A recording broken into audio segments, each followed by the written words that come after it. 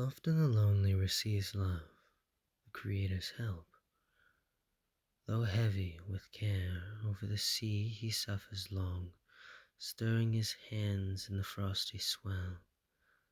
The way of exile, fate never wavers. The wanderer spoke, he told his sorrows, the deadly onslaughter, the death of the clan. At dawn alone I must mouth my cares. The man does not live whom I dare tell my depths straight out. I see truth in the lordly customs for the courageous man, to bind fast his breast, loyal to his treasure closest. Thoughts aside, the wary cannot control fate, nor do bitter thoughts settle things. The eager for glory often bind something bloody close to their breasts. Wretched, I tie my heart with ropes, far from my home, far from my kinsmen, since a hole in the ground hid my chief. Long ago I laden with cares, weary I crossed the confines of waves, sought the troops of dispenser of treasure, far or near, to find the man who knew my merits in the mead hall, who would foster a friendless man, treat him to joys. He who has put it to a test knows how cruel a companion is sorrow for one who has few friendly protectors. Exile guards him, not wrought gold, a freezing heart, not the fullness of the earth. He remembers warriors, the hall, rewards, how as a youth his friends honored him at feasts.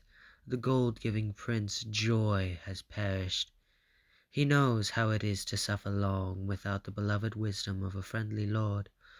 Often when sorrow and sleep together bind the worn lonely warrior, it seems in his heart that he holds and kisses the lord of the troop, and lay on his knee, his head in hands as he had before in times gone by at the gift-giver's throne. When the friendless warrior awakens again, he sees before him the black waves, sea-birds bathing, feathers spreading, frost and snow falling with hail. The wounds of his heart are heavier. Sore after his friends, sorrow is renewed when the mind ponders the memory of kinsmen. He greets them with joy, he anxiously grasps for something to say. They swim away again. The breasts of ghosts do not bring the living much wisdom. Woe is renewed from him who must send his weary heart way out over the prison of waves. Therefore in his world I cannot think of a reason why my soul does not blacken when I seriously consider all the warriors tested at war. How they suddenly sank to the floor, the brave kinsmen, but this world every day falls to dust. No man is wise until he lives many winters in the kingdom of the world.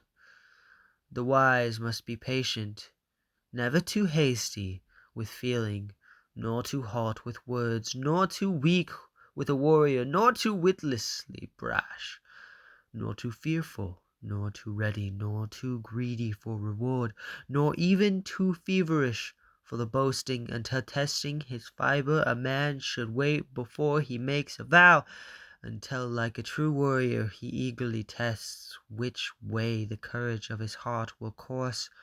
The good warrior must understand how ghostly it will be when all this world of wealth stands wasted, as now in many places about this mass of earth.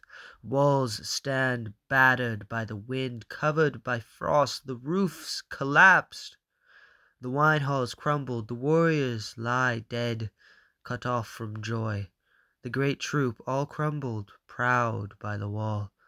One war took lead to his death, one a bird lifted over the high sea, one the hoary wolf broke with death, one bloody-cheeked, a warrior hid in a hole in the ground. Likewise, God destroyed this earthly dwelling until the stronghold of the giants stood empty without the sound of joy of the city dwellers.